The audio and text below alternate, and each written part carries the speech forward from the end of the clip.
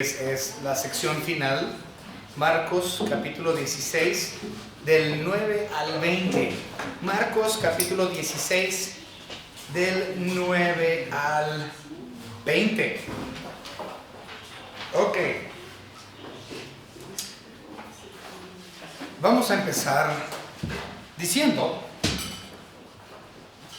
que, y esto es muy interesante, ahí les va. Vamos a decirles lo siguiente. Esta sección de la palabra de Dios, es decir, Marcos 16, del 9 al 20, no existe en la Biblia. Es decir, no vienen los originales. Es decir, que Marcos técnicamente termina de forma abrupta en el versículo 8.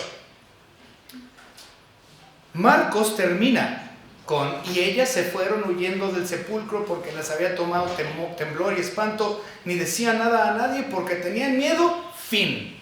Ahí termina oficialmente el libro de Marcos. Entonces, ¿por qué tengo adicionado del versículo 9 al versículo 20 si estos no vienen? Bueno, estos versículos existen en algunos manuscritos antiguos, pero no en todos. Y esto causa mucha dificultad, porque muchas personas dicen: entonces, si no es parte inspirada por Dios, ¿por qué lo estudiamos?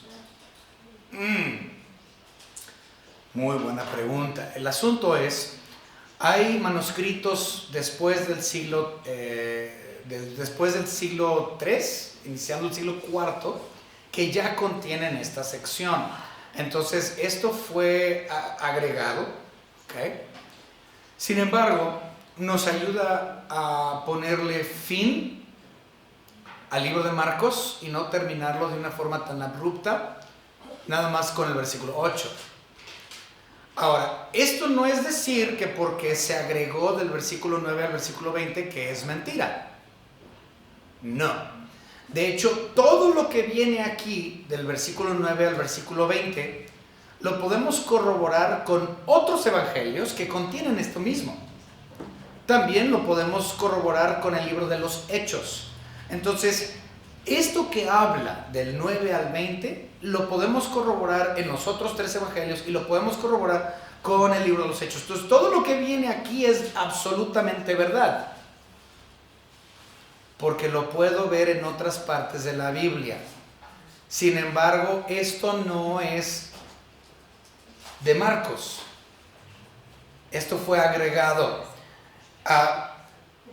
Estuve estudiando a lo largo de todo el libro de Marcos, me acostumbré al estilo de cómo escribe Marcos. Y cuando llegamos al versículo 9, del versículo 9 al versículo 20, es totalmente diferente su manera de escribir. Y es casi como que lo hicieron para darle un final,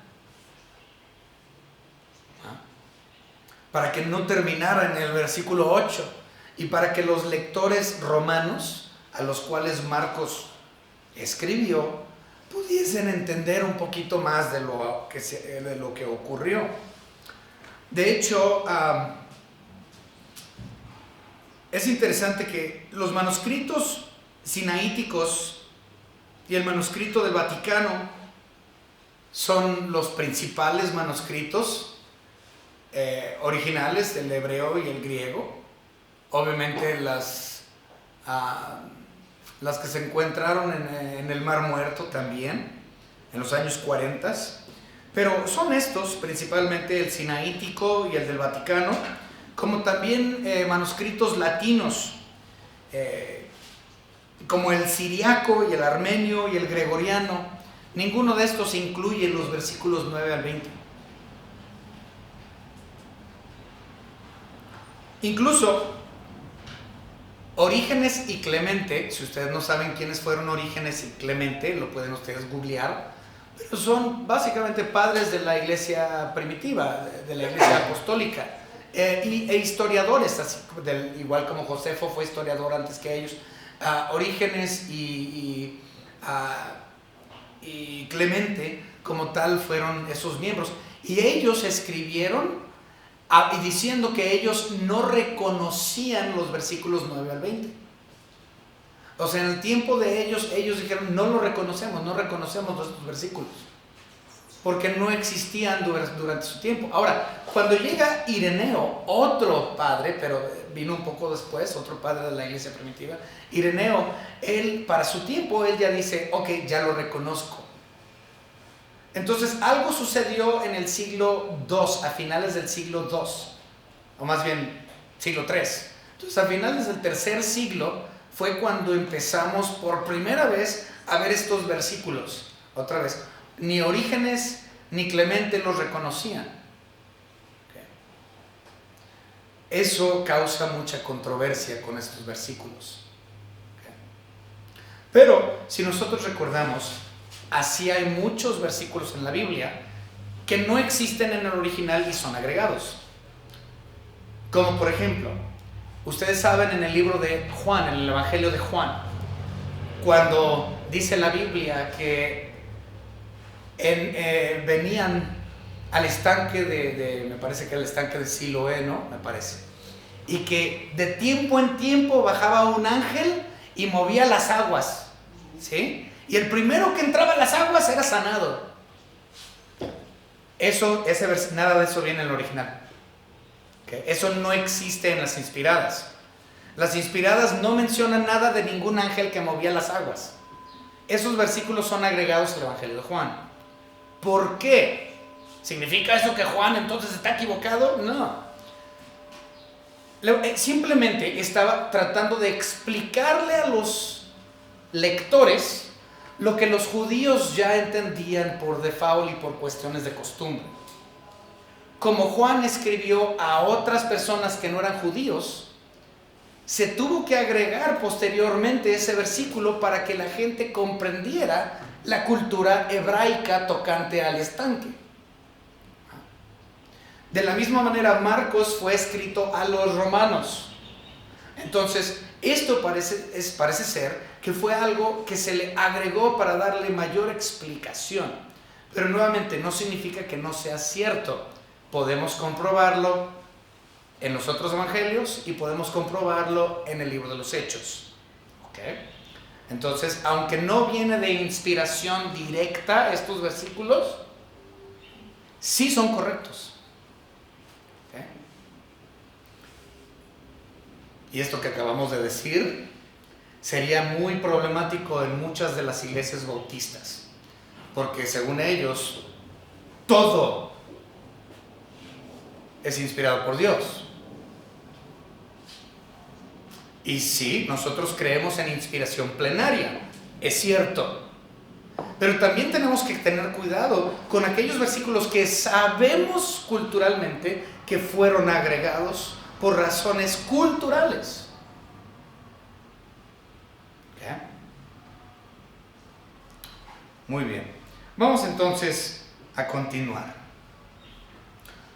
No hemos orado, ¿verdad? Vamos a orar. Señor Padre, gracias le damos porque podemos en esta mañana estudiar estos versículos.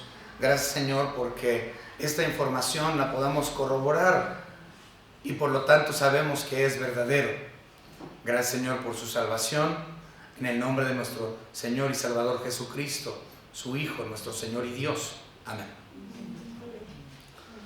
Muy bien. Comenzamos, versículo 9. Habiendo pues resucitado Jesús por la mañana, el primer día de la semana, sabemos que es domingo, y sabemos que Él resucitó a la hora del primer sacrificio, que en este caso era primicias. Se levantaron las gavillas, se aventaron al cielo, se mecieron las gavillas, se aventaron, de la misma manera que nuestro Señor Jesucristo en ese momento resucitó. Dice que apareció primeramente a María Magdalena, de quien había echado 7 demonios. Esto ya lo habíamos recordado anteriormente. Muchas personas erradamente dicen, María Magdalena fue prostituta. No fue prostituta. Se le sacaron 7 demonios. En ningún lugar en la Biblia dice que María Magdalena era prostituta. En ningún lugar. Se le sacaron 7 demonios. ¿De dónde dicen que era? Pues no sé de dónde lo sacan, porque de la Biblia no. ¿Okay? Siguiente, de quien había echado 7 demonios, versículo 10, yendo ella lo hizo saber a los que habían estado con él, que estaban tristes y llorando. Entonces ella fue, y fíjense lo que dice el versículo 8, que al inicio no le dijeron a nadie, ¿sí? Dice, ni decía nada a nadie porque tenían miedo, pero aquí ella dice, bueno, tengo que ir a darles consuelo a estos. Pero recuerden, los apóstoles huyeron, no estuvieron ahí. El único que estuvo ahí como tal fue Juan al pie de la cruz. Pero los otros 11, ni sus luces, desaparecieron. Esta es la primera vez que los vemos a los 11 desde la casa de Caifás, ¿sí? No se aparecieron, no hay mención de ningún apóstol más que de Juan entre la casa de Caifás y su resurrección. Me imagino que estos hombres estaban devastados y se han de haber sentido como unos traidores cobardes. Su maestro, su Señor, Dios, el que les redimió y les salvó, mostraron una cobardía tremenda.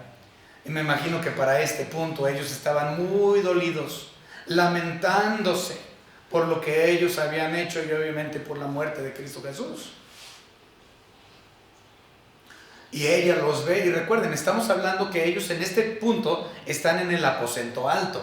Sabemos que están en el aposento alto porque, bueno, hay varios lugares en la Biblia que nos dicen eso. Pero el punto es de que ella vaya al aposento alto y ve a los 11, bueno, técnicamente eran 10, y ahorita vamos a explicar eso. Entonces estaban los 10 presentes, y ella los ve todos hechos pedazos. Y dice, no, es que les tengo que decir para que se levanten y tengan ánimo, tengo que decirles.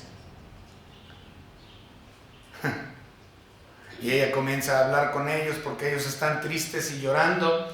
Y versículo 11, ellos cuando oyeron que vivía y que había sido visto por ella, no lo creyeron.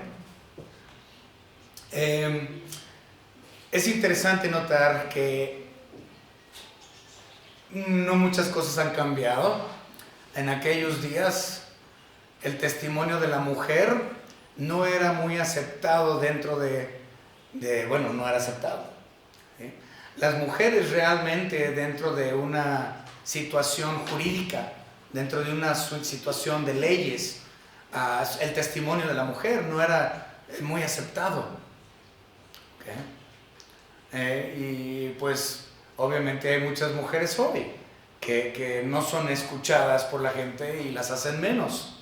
Entonces, no, la mujer no es una ciudadana de segunda categoría, no.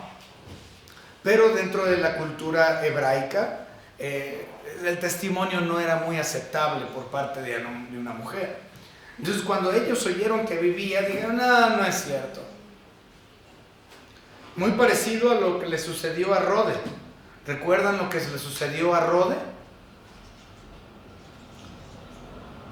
Pedro, más adelante, en el libro de los Hechos, salió de prisión, ¿recuerdan? Salió de la cárcel y llegó a la casa y tocó. Y dijo, soy Pedro, déjenme entrar. Y Rode fue y le dio, es que está Pedro afuera. Y le dijeron, ¿cómo va a ser Pedro si él está en la cárcel? Es un fantasma, dijeron, es un fantasma de él, ya se murió incluso. Pero no, Pedro estaba afuera. Sí, no aceptaron el testimonio de Rode tampoco. Por cierto, si no saben, yo sé que muchos dirán, qué feo el nombre, Rode, qué nombre tan feo para una mujer. Rode significa rosa. Solo para que sepan. Ok, entonces Rode o Rosa fue y dio testimonio y no aceptaron el testimonio de ella, así como los apóstoles, los 10, no aceptaron el testimonio de María Magdalena tampoco. Versículo 12. Pero después apareció en otra forma a 2 de ellos que iban de camino, yendo al campo. Ellos fueron y lo hicieron saber a los 11, a los otros, y ni aun ellos creyeron. Estos dos que iban camino a Emaús son los otros discípulos. Aquí no dice Emaús, pero son ellos. ¿Ok? Y una cosa muy interesante, no tengo los versículos, ahí si me los quieren buscar, está excelente. Esos dos que iban camino a Emaús, muchas personas opinan y son de la opinión que son dos hombres, porque dice discípulos. Casi todos asumen que son dos varones. Y no. Resulta que estos dos que iban en camino a Emaús, lo más seguro es que eran esposo y esposa. Dice la Biblia que se llama uno Cleofas. ¿Okay? Uno de los dos que iba en camino a Emaús se llamaba Cleofas. Otra vez no tengo el versículo, si me lo encuentran estaría bien. Entonces, estos que iban en camino a Emaús, uno se llamaba Cleofas. Y lo interesante es que si nosotros vemos en los evangelios,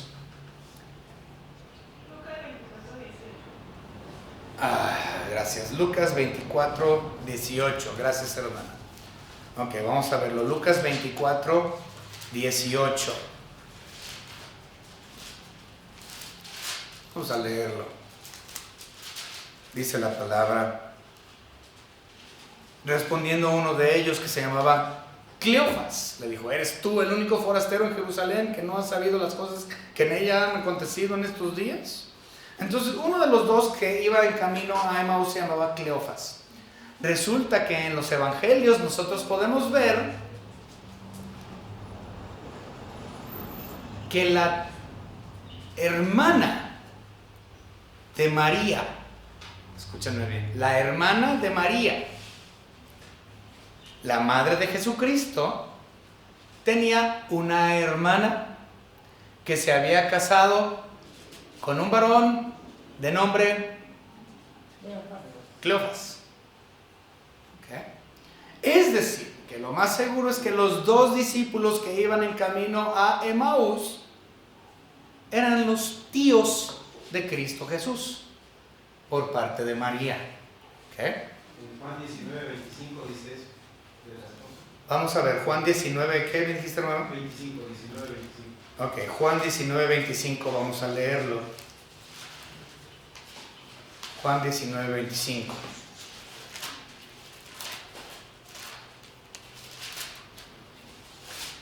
Dice la palabra.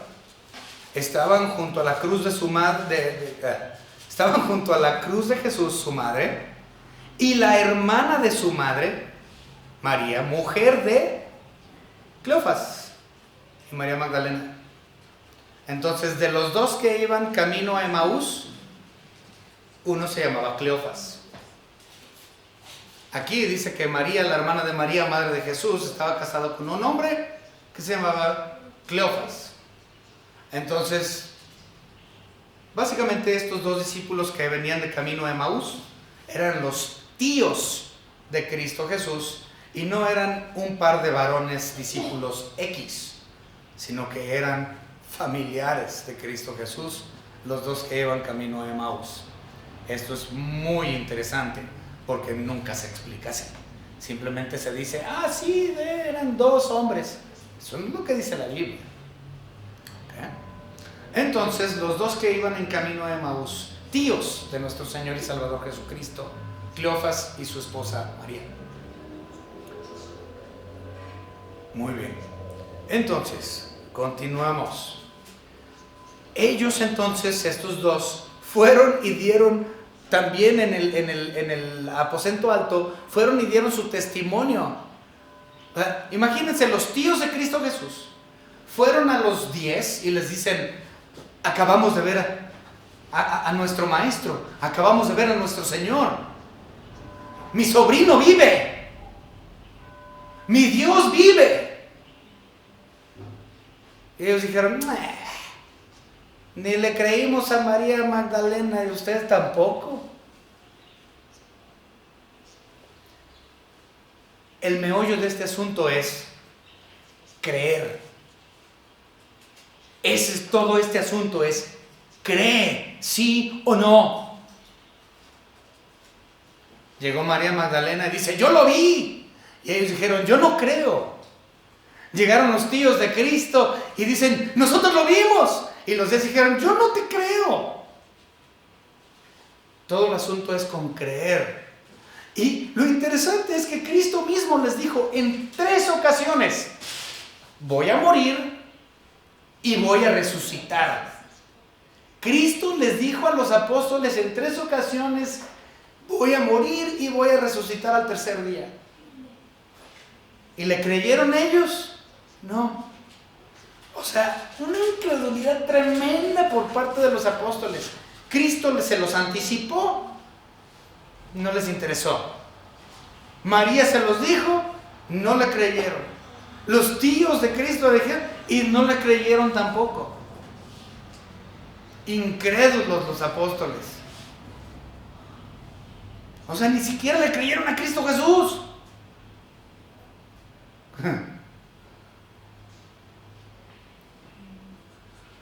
Versículo 14. Finalmente se apareció a los 11 mismos. Ok. Obviamente sabemos que, pues en realidad no eran 11. Eran 10. ¿Por qué? Porque Tomás no estuvo presente. Tomás llegó después. ¿Okay? Vamos rápidamente a Juan, capítulo 20.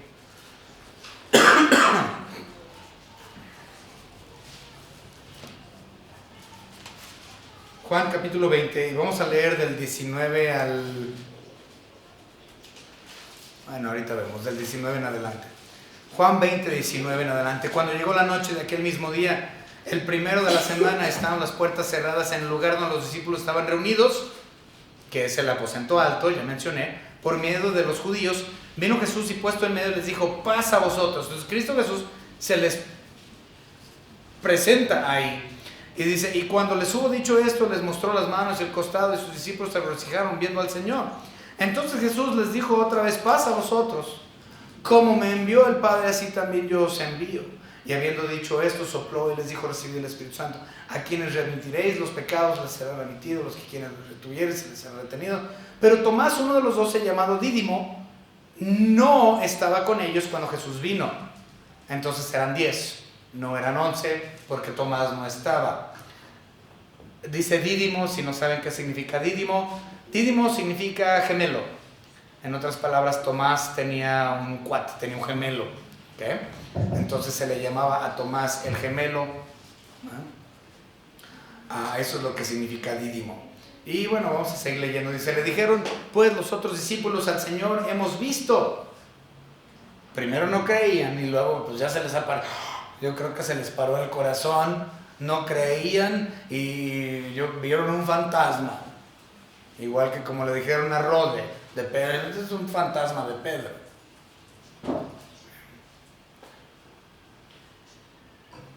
Él les dijo, si no viere en sus manos la señal de los clavos y metiere mi dedo en el lugar de los clavos y metiere mi mano en su costado, no creeré.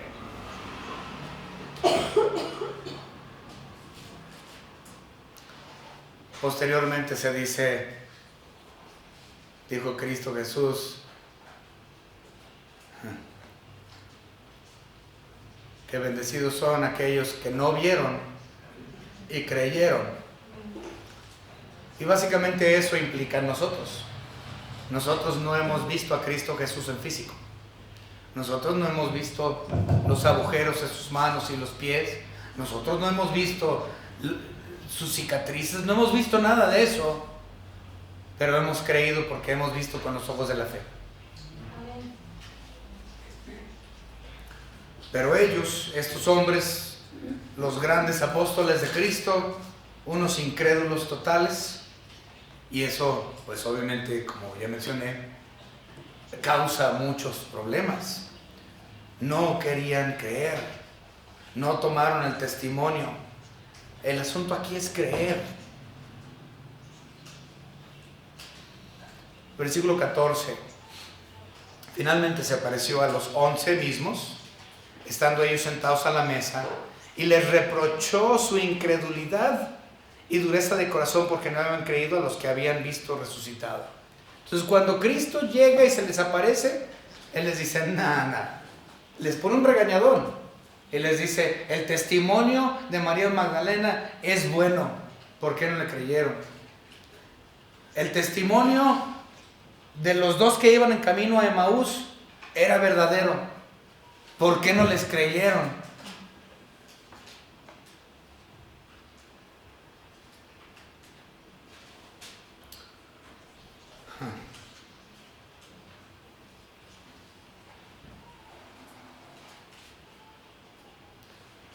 Finalmente,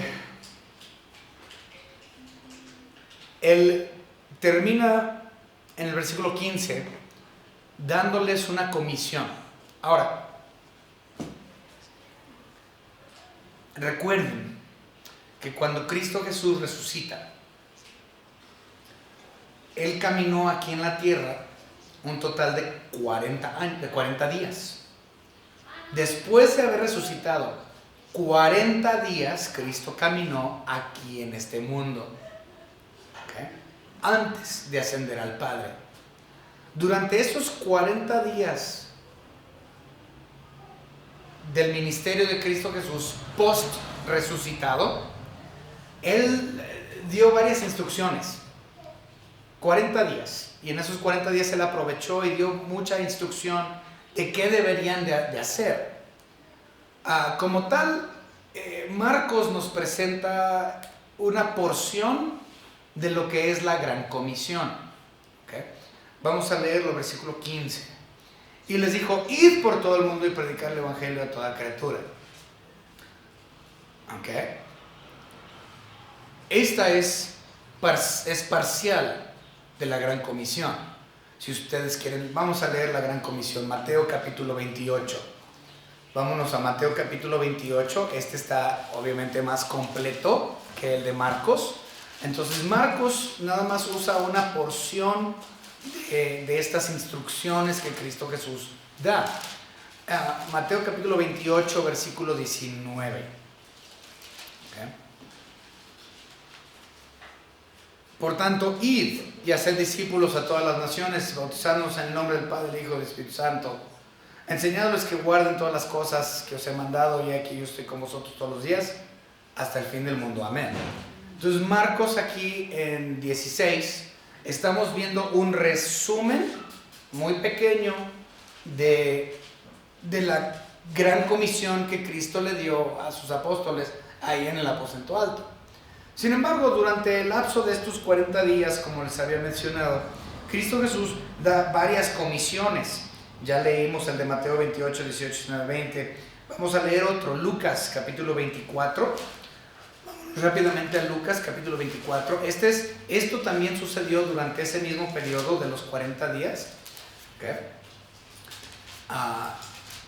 Lucas 24, versículo 47 al 49. Lucas 24, 47 al 49. Esta es comisión. Y que se predicase en su nombre el arrepentimiento, el perdón de pecados en todas las naciones, comenzando desde Jerusalén. Y vosotros sois testigos de estas cosas. He aquí, yo enviaré la promesa de mi Padre sobre vosotros, para quedaos vosotros en la ciudad de Jerusalén hasta que seáis investidos del poder desde lo alto. Pero fíjense hablando del Espíritu Santo. Pero fíjense lo que dice el versículo 47. Les dice, prediquen el arrepentimiento y prediquen el perdón de pecados. Esa es parte de la comisión. ¿Okay? Ya les dice específicamente de qué van a predicar. Marcos nada más nos dice, pues prediquen el evangelio y ya. Pues recuerden, el evangelio son 3 cosas: muerte, sepultura, 4. Muerte, sepultura, resurrección y ascensión. ¿Okay? Es el evangelio: muerte, sepultura, resurrección y ascensión. Eso es algo que se me hace muy trágico. Si tú le preguntas a la mayoría de las personas qué significa evangelio, no te van a decir eso. Si tú le preguntas a alguien qué significa evangelio, casi todos te van a decir portarte bien y hacer buenas obras. Pregúntale a un católico y eso es lo que él te va a contestar en cuestión a la definición de qué es el evangelio. Pero el evangelio es específicamente muerte, sepultura, resurrección y ascensión. Esas son las buenas nuevas. Pero aquí en la comisión de Lucas 24 les está agregando un par de temas adicionales para salvación, que son arrepentimiento y perdón de pecados. ¿Ya? Entonces Cristo les está diciendo específicamente qué es lo que van a predicar. Van a predicar arrepentimiento, van a predicar perdón de pecados, van a predicar muerte, sepultura, resurrección y ascensión de Cristo Jesús. Esto es lo que van a predicar. Posteriormente vemos otro. Vamos a Juan capítulo 20 y vamos a ver otra comisión que les da durante ese mismo periodo de 40 días. Juan 20, 21 dice: entonces Jesús les dijo otra vez: paz a vosotros. Como me envió el Padre, así también yo os envío. O sea, vayan, caminen, misiones. No los quiero aquí estancados. Salgan y vayan.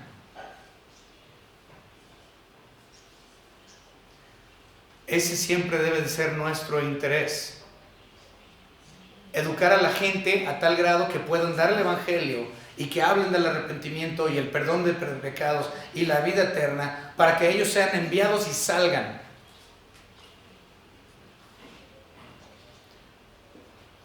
Si tú no estás si tú no estás yendo a predicar, entonces hay pendientes y asuntos en tu vida, porque la gran comisión no la estás llevando a cabo. Ayer nosotros fuimos a tocar las puertas para llevar a cabo la gran comisión, pero usted tiene que hacer esto donde usted se encuentre. En su trabajo. ¿Que no tienes colegas? Gente con las cuales trabajas. A ellos ve y dales. Posiblemente estés en la universidad o en la escuela, en la prepa. A ellos dales. Se nos ha comisionado a todos impartir el Evangelio: muerte, sepultura, resurrección, ascensión, arrepentimiento y perdón de pecados y vida eterna.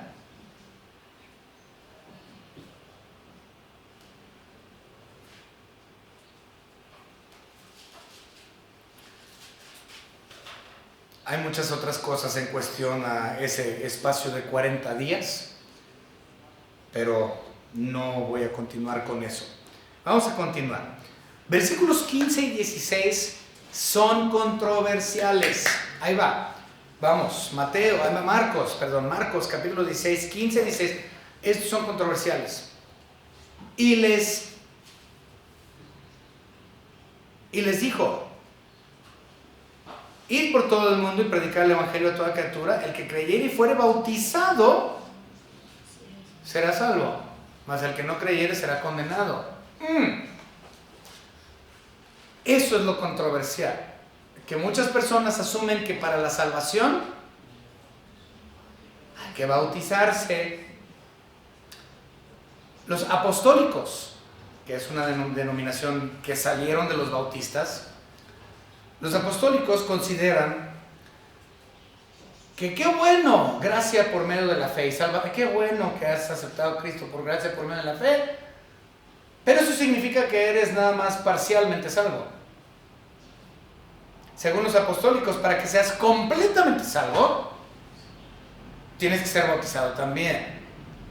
Entonces ellos incluyen el bautismo como parte de la salvación. Y tú les dices: ¿y por qué? Y te sacan este versículo. Otra vez vamos a leerlo, el versículo 16. El que creyere y fuere bautizado será salvo. Es lo primero que te dicen. Ya ves, entonces la salvación, para que seas salvo, tienes que bautizarte también. Dice: y bautizarte será salvo.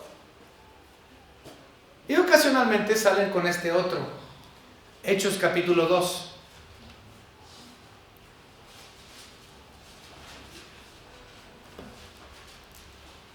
Y vámonos al versículo 38. Fíjense lo que dice Hechos 2:38. Pedro les dijo: arrepentíos, que es muy importante el arrepentimiento para salvación. Si no hay arrepentimiento, no hay salvación. Dice: arrepentíos y bautícese cada uno de vosotros en el nombre de Cristo Jesús para perdón de los pecados, y recibiréis el don del Espíritu Santo. Entonces, esas personas que dicen que eres parcialmente salvo por gracia por medio de la fe y se completa con el bautismo en agua, esos son los versículos que ellos siempre usan. Sin embargo, hay un problema muy grande. Ellos nada más le están dando una sola definición a la palabra baptizo o bautismo. ¿Recuerden eso? Recuérdenlo. La palabra baptizo o bautismo fue transliterado a nuestro idioma. Nunca fue traducido, fue transliterado. Sin embargo, nunca se le dieron en nuestro idioma todas las definiciones de la palabra baptizo que ellos usan. Por ejemplo, ¿cuántos de ustedes se bañaron hoy en la mañana antes de venir a la iglesia? Ok, varios. ¿Los demás hediondos? Ok, pero el punto es este. Hoy en la mañana, cuando usted se metió a la regadera, usted se bautizó. ¿Sí? Esa es una definición de la palabra baptizo. ¿Okay? Cuando una persona se ahoga en un río y se muere, se ha bautizado. ¿Okay? Cuando una persona se mete a nadar en el mar, se está bautizando. ¿Okay? Sí, lavas los trastes, estás bautizando los trastes. ¿Ok? Entonces la palabra baptizo tiene, me parece que son 16 definiciones distintas. Una de esas definiciones es identificación. Identifícate. ¿Ok? La palabra bautizo no necesariamente tiene que ver con agua. No necesariamente tiene que ver con agua. Entonces, aquí en Marcos capítulo 16, versículo 16, es lo mismo que Hechos capítulo 2, versículo 38. La palabra es: identifícate con Cristo para salvación. Identifícate con Él. Acéptale. Es decir, los judíos aceptaban a Dios Padre. Los judíos aceptaban al Espíritu Santo, pero los judíos hasta el día de hoy nunca han aceptado a Cristo. Entonces no hay perdón de pecados porque no se han identificado con Él. El día que ellos se identifiquen con la persona de Cristo Jesús, serán bautizados con el Espíritu Santo para perdón de pecados. Pero mientras no se identifiquen con Cristo y no acepten la deidad de Cristo, su divinidad, su persona, su sacrificio, si no lo aceptan como el Cordero de la Pascua que quita el pecado del mundo, nunca van a obtener el Espíritu Santo que mora en la vida de cada creyente.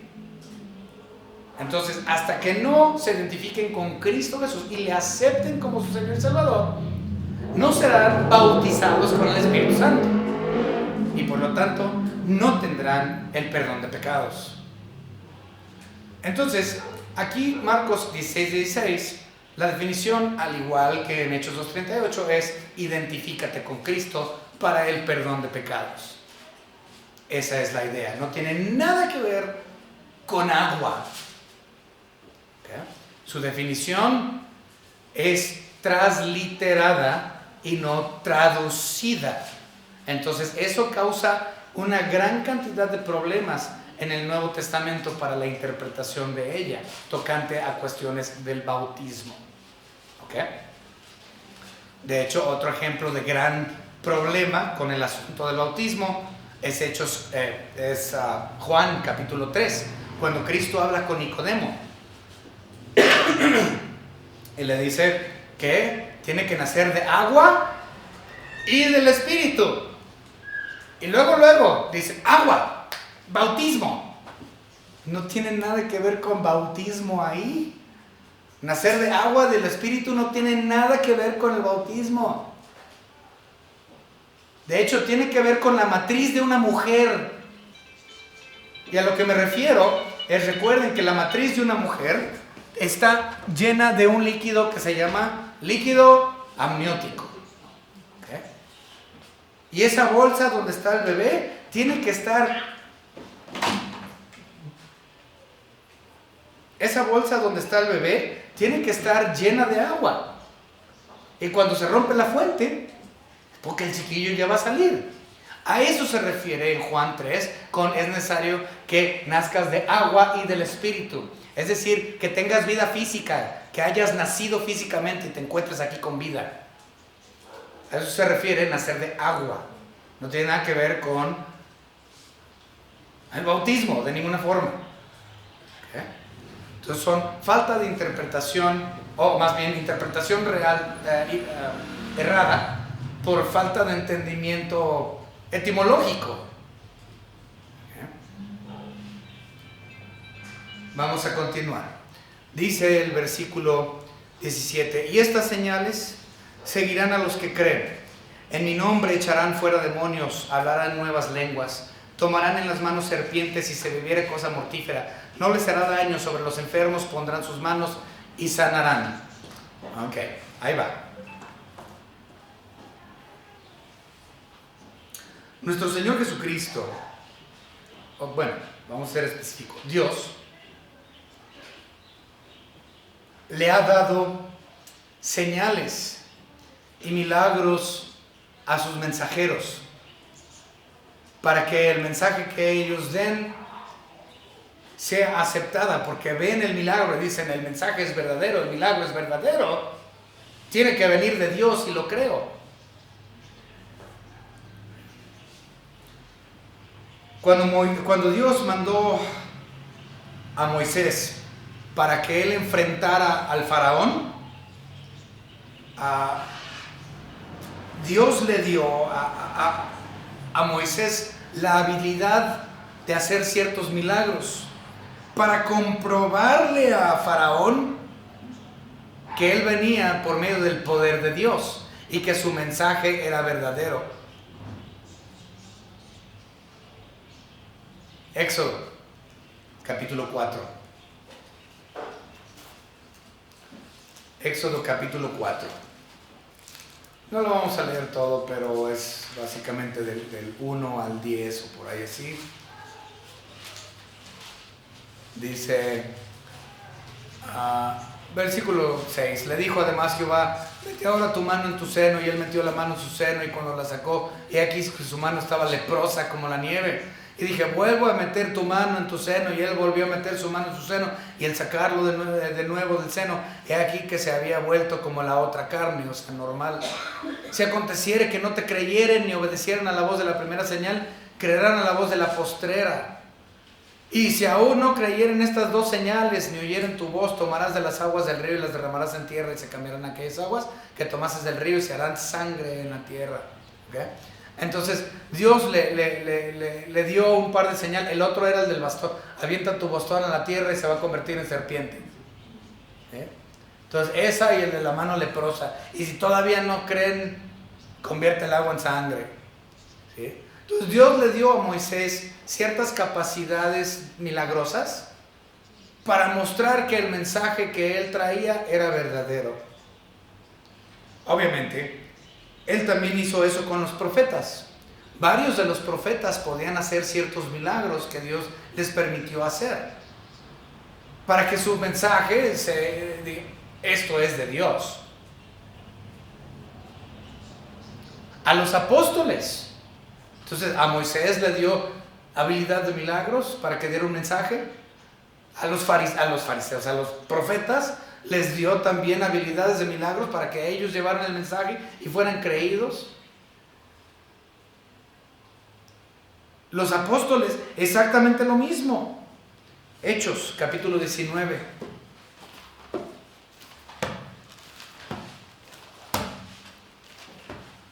Hechos 19, versículos 11 y 12. La palabra dice: y hacía Dios milagros extraordinarios por mano de Pablo, de tal manera que aún se llevaban a los enfermos los paños o delantales de su cuerpo, y las enfermedades se iban de ellos y los espíritus malos salían. Okay. Y pueden leer todo eso. En 2 de Corintios capítulo 12 y versículo 12 leemos también de milagros por parte de los apóstoles. 2 de Corintios 12:12. La palabra de Dios dice lo siguiente. Si lo encuentro uno de estos días.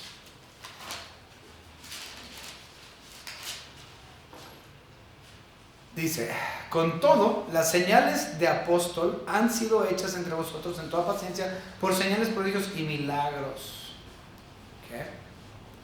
En otras palabras, todo esto se dio para que estas personas impartieran la verdad del Evangelio y fuesen creídos. En la actualidad tenemos un grupo de personas muy conocidos, no hay muchos, pero hay varias denominaciones que creen que este tipo de milagros todavía... Ahora, yo no estoy diciendo que Dios no obra milagros, sí, Dios obra milagros, absolutamente. Pero yo ya no obro milagros, ni ningún pastor que yo conozca pueda obrar milagros y sanar gente y poner la mano sobre sus cabezas para que se les quite el cáncer.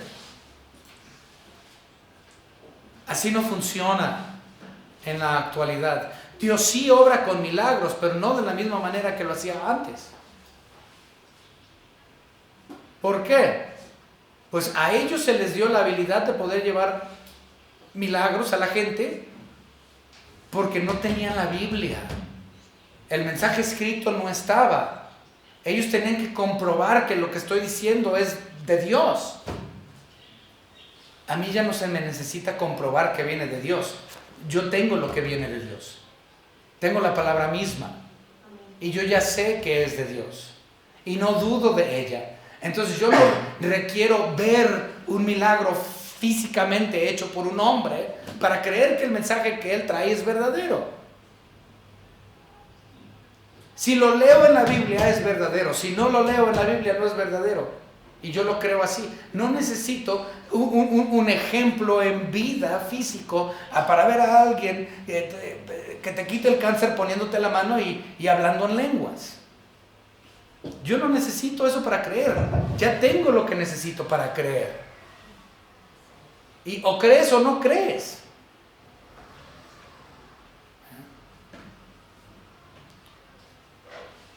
Muy bien.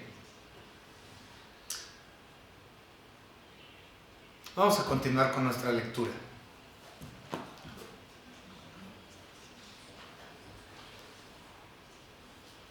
Fíjense lo que dice. Bueno, el 17 y 18, y estas señales seguirán a los que creen en mi nombre, echarán fuera demonios, evitarán nuevas lenguas, tomarán en las manos serpientes, y si bebieren cosa mortífera no les hará daño, sobre los enfermos pondrán sus manos y sanarán.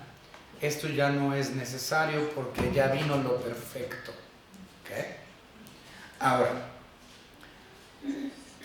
esto de las serpientes, hay algunos grupos y sí bautistas, aquí en México yo no he visto, pero en Estados Unidos sí. Hay ciertos grupos de bautistas independientes, igual que nosotros, en Estados Unidos, en lugares muy rurales, que en domingo llenan las iglesias, cierran las puertas de atrás, cierran todas las puertas, y los diáconos allá atrás sueltan víboras de cascabel. Y empiezan a cantar, cante y cante, y las víboras empiezan a moverse entre los pies de los hermanos. Las vibraciones de la música motiva a las serpientes a venir hasta el frente. Entonces los hermanos están así, bien calladitos, nomás ven la víbora que pasa entre las patas.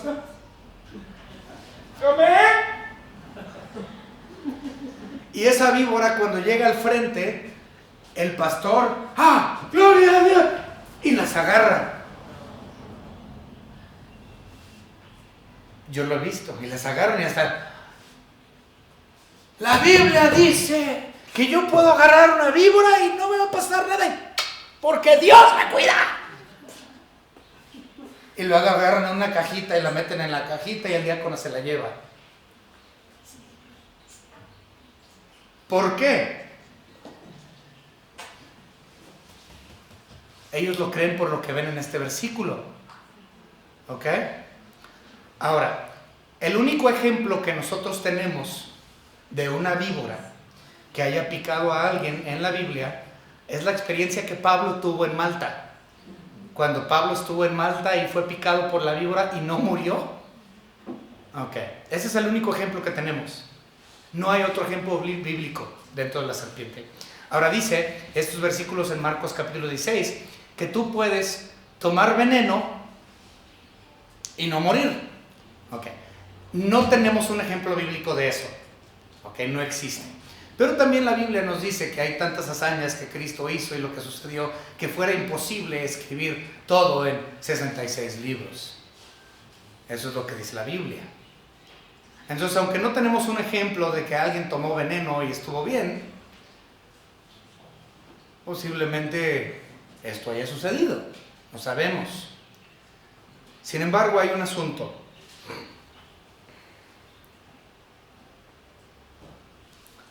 Esto causa un problema grande, porque estás tentando a Dios.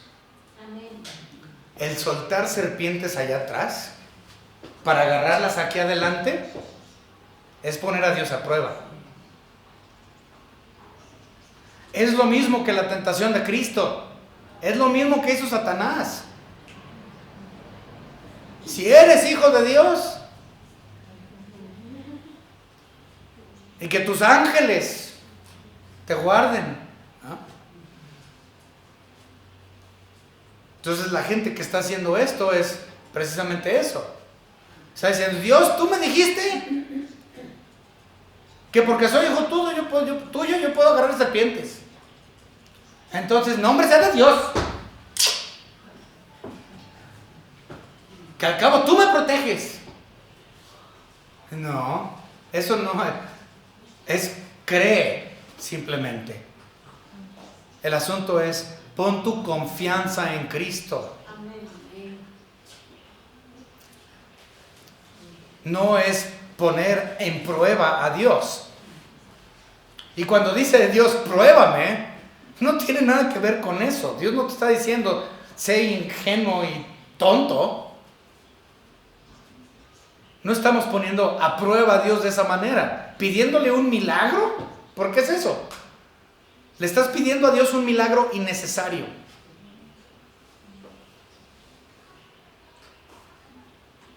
Y luego no se trata de... Disculpen, es que ese tipo de temas realmente me enojan. Y son cosas que yo veo en todas las iglesias, incluyendo la nuestra. Personas que ponen a prueba a Dios en vez de simplemente decir, Señor, yo creo. Es poner a Dios en tentación, es pedir. Simplemente cree.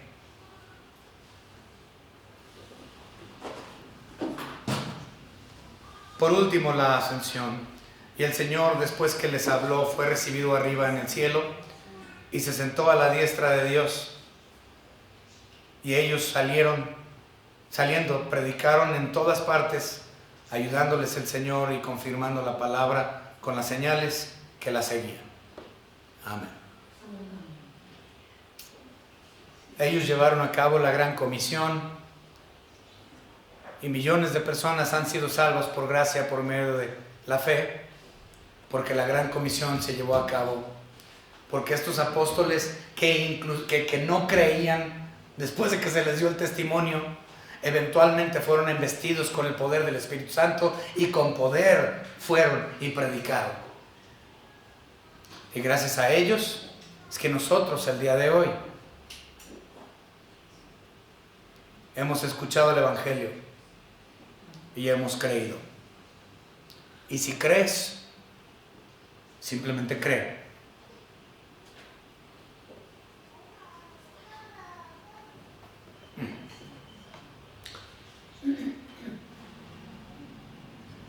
Bueno, no tengo nada más que decir. La palabra es hermosa y este estudio de Marcos para mí fue una gran bendición. Yo nunca había dado un estudio de Marcos, del libro, una serie completa, como lo hicimos en esta ocasión, y aprendí mucho. Espero, hermanos, que ustedes también. Vamos a orar. Señor Padre, gracias le damos por la bendición de este libro de Marcos. Gracias, Señor, porque nos ha permitido estudiarla, conocerla, desde el capítulo 1 hasta el final. Y hemos visto muchos detalles interesantes a lo largo de más de un año de estudio de este libro. Gracias, Señor, por habernos permitido llegar al día de hoy y dar la conclusión al estudio. En nombre de nuestro Señor y Salvador Jesucristo, nuestro Señor, Salvador y Dios. Amén.